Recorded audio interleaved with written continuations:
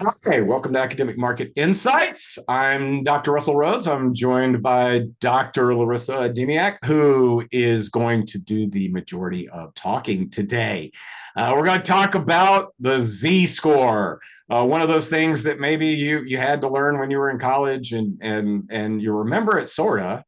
But we're actually working on a case competition right now with some graduate students, and we got a bit hung up on the Z-score, so we thought we would talk about it a bit. Is that pretty accurate? Did I It's pretty much lay it out there correctly? exactly accurate. And the Z-score, I think, was very popular for a while. I think it's kind of faded out from popularity. There's other things that can be used. This is a modeling technique to determine the probability default. So it's, again, I don't know that it's heavily used. One of the things that's a challenge, particularly, and I'll be curious what you think about this, and we did not script this at all, so this is very off the cuff. That's, that's Uh, always obvious. yeah, so we've got these credit ratings, right, Uh, from Moody's, S&P, and Fitch, and we're probably going to do another one on building your own model. But the Z-score is a way for you as an analyst to kind of get in there and see what's going on. Is there a credit problem? And there's a challenge because some of these really high-rated large companies, essentially say that there's no default risk. So if it's AAA, no default risk. And partly because we don't have enough examples to really even say, yeah, we have enough history to model that. So Dr. Rowe, what would you like to say? I just had a thought when you were talking about how Z-score used to get a whole lot of love, and now it doesn't really. And I wonder if that has something to do with how it's used, which is to anticipate defaults or take on or try to get an idea as to what the odds of a default are.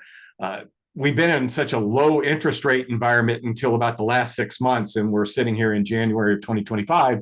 That may have something to do with. I hadn't heard anybody mention the Z score in some time, and I assume that's because it just hasn't been a concern. And But I will be very bashful here. This spreadsheet that we're going to pull up is from Larry Lanis, who taught me when I was a graduate student. The dates or the years that I looked at the time are on there, and we're talking about 20 years ago. So it's been a while. It still doesn't change the fact that it's an opportunity to have a better understanding of that probability of default. And again, especially if you're a student and you see, well, Moody's says the company is rated triple B. Okay. And is that good? Is that bad? Well, why? Is this something that we should truly be concerned about, or is this the industry standard? Okay. So with that, let's take a look at the spreadsheet. Okay. So we're looking at 5 different criterion. And again, this is the original work was done by Edward Altman. He had put together a 5 force model that will hopefully demonstrate whether or not it's going to signal for bankruptcy. And the threshold is if the ratio that comes out of the Z-score is less than 2.675. So we're really looking at solvency issues. And when we think about solvency, we're thinking about, can they cover their debt? Can they cover their interest payments? Things along those natures. So we're going to be looking at working capital over total assets, retained earnings over total assets, EBIT over total assets, market value of equity over debt, and then sales over total assets. And when we think about this, it's an ability to utilize those assets. So very quickly, one of the nice things about a template like this is you plug in the numbers and you can clearly see the numbers, and it will give you the Z-score. The formulation is right here, 1.2 times relationship ratio, 1.4, 3.3, 0.6, 1.0. And if you're asking where the heck did those numbers come from, they came from Altman's research on what best predicts. Okay, so this is a model that he developed. So in 2002, Wrigley's had a z-score of 16.2, which if a threshold of 2.675, this looks huge, right? This looks pretty good. Wrigley's is doing A-okay. 2003, we see that it drops to 14.19, still incredibly solvent. In 2004, though, it drops again to 12.04. And again, the reason why I'm emphasizing this is if we're really thinking about default rates and probabilities, we're really thinking about how things are changing. And even though they are obviously doing spectacularly, some things and utilizations are not doing as well. So you could go back and actually pick out which of these relationships is starting to decline. So is it the sales over total assets? And that's one of them.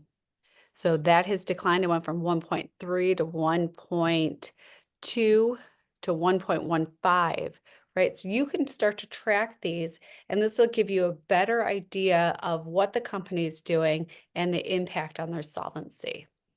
Okay. So that's hopefully a quick refresher of the Z-score.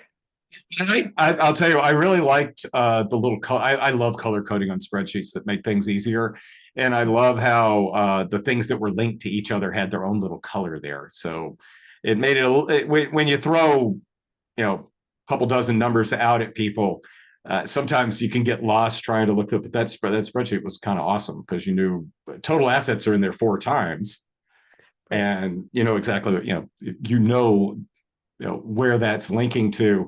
I like it. You can look at that, and let's just say a company's going to introduce a new product and they've got to increase their inventory by a couple of $1 billion for the next 6 months.